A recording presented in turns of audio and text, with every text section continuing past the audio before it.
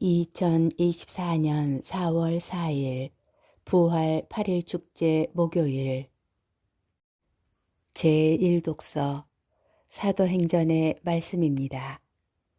그 무렵 치유받은 불구자가 베드로와 요한 곁을 떠나지 않고 있는데 온 백성이 크게 경탄하며 솔로몬 주랑이라고 하는 곳에 있는 그들에게 달려갔다. 베드로는 백성을 보고 말하였다. 이스라엘인 여러분, 왜 이 일을 이상히 여깁니까? 또 우리의 힘이나 신심으로 이 사람을 걷게 만들기나 한 것처럼 왜 우리를 유심히 바라봅니까? 여러분은 예수님을 빌라도에게 넘기고 그분을 놓아주기로 결정한 빌라도 앞에서 그분을 배척하였습니다. 그러나 아브라함의 하느님과 이삭의 하느님과 야곱의 하느님, 곧 우리 조상들의 하느님께서는 당신의 종 예수님을 영광스럽게 하셨습니다. 여러분은 거룩하고 의로우신 분을 배척하고 살인자를 풀어달라고 청한 것입니다. 여러분은 생명의 영도자를 죽였습니다. 그러나 하느님께서는 죽은 이들 가운데에서 그분을 다시 일으키셨고 우리는 그 증인입니다. 이 예수님의 이름에 대한 믿음 때문에 바로 그분의 이름이 여러분이 지금 보고 또 아는 이 사람을 튼튼하게 하였습니다. 그분에게서 오는 믿음이 여러분 모두 앞에서 이 사람을 완전히 낫게 해주었습니다. 이제 형제 여러분, 나는 여러분도 여러분의 지도자들과 마찬가지로 무죄한 탓으로 그렇게 하였음을 압니다. 하나님께서는 모든 예언자의 입을 통하여 당신의 메시아께서 고난을 겪으시리라고 예고하신 것을 그렇게 이루셨습니다. 그러므로 회개하고 하나님께 돌아와 여러분의 죄가 지워지게 하십시오. 그러면 다시 생기를 찾을 때가 주님에게서 올 것이며 주님께서는 여러분을 위하여 정하신 메시아, 곧 예수님을 보내주실 것입니다. 물론 이 예수님께서는 하느님께서 예로부터 당신의 거룩한 예언자들의 입을 통하여 말씀하신 대로 만물이 복원될 때까지 하늘에 계셔야 합니다. 모세는 이렇게 말하였습니다. 주 너의 하나님께서는 너희 동족 가운데에서 나와 같은 예언자를 일으켜 주실 것이니 너희는 그가 하는 말은 무엇이든지 다 들어야 한다.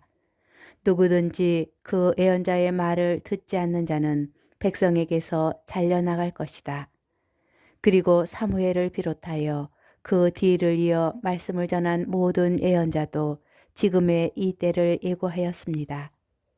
여러분은 그 예언자들의 자손이고 또 하나님께서 아브라함에게 세상의 모든 종족들이 너희 후손을 통하여 복을 받을 것이다 하시며 여러분의 조상들과 맺어주신 계약의 자손입니다. 하나님께서는 당신의 종을 일으키시고 먼저 여러분에게 보내시어 여러분 하나하나를 악에서 돌아서도록 하여 여러분에게 복을 내리게 하셨습니다. 주님의 말씀입니다. 복음 루카복음 24장 35절에서 48절의 말씀입니다. 그 무렵 예수님의 제자들은 길에서 겪은 일과 빵을 떼실 때에 그분을 알아보게 된 일을 이야기해 주었다. 그들이 이러한 이야기를 하고 있을 때 예수님께서 그들 가운데에 서시어 평화가 너희와 함께 하고 그들에게 말씀하셨다. 그들은 너무나 무섭고 두려워 유령을 보는 줄로 생각하였다. 그러자 예수님께서 그들에게 이르셨다. 왜 놀라느냐? 어찌하여 너희 마음에 여러 가지 의혹이 있느냐? 내 손과 내 발을 보아라. 바로 나다. 나를 만져보아라. 유령은 살과 뼈가 없지만 나는 너희도 보다시피 살과 뼈가 있다. 이렇게 말씀하시고 나서 그들에게 손과 발을 보여주셨다.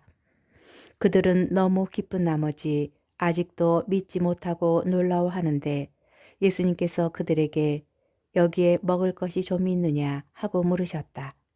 그들이 구운 물고기 한 토막을 들이자 예수님께서는 그것을 받아 그들 앞에서 잡수셨다. 그리고 그들에게 이르셨다.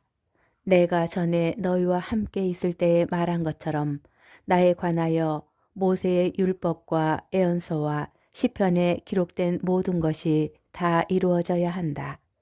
그때 예수님께서는 그들의 마음을 여시어 성경을 깨닫게 해주셨다. 이어서 그들에게 이르셨다. 성경에 기록된 대로 그리스도는 고난을 겪고 사흘 만에 죽은 이들 가운데에서 다시 살아나야 한다. 그리고 예루살렘에서부터 시작하여 죄의 용서를 위한 회개가 그의 이름으로 모든 민족들에게 선포되어야 한다. 너희는 이 일의 증인이다. 주님의 말씀입니다. 오늘의 묵상. 엠마오로 가던 길에 예수님을 만난 제자들이 그 일을 이야기하고 있을 때 예수님께서 그들 가운데 서십니다. 제자들은 무서워하고 두려워하며 놀라고 의욕을 가집니다. 당연합니다. 예고를 하고 들어오셨어도 놀랐을 터인데 대화 가운데 조용히 나타나시니 누구라도 놀랐을 것 같습니다.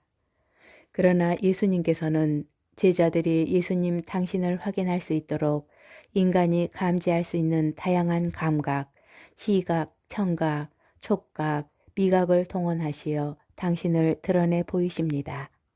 내 손과 내 발을 보아라. 만져보아라. 말씀하시고 보여주셨다. 잡수셨다.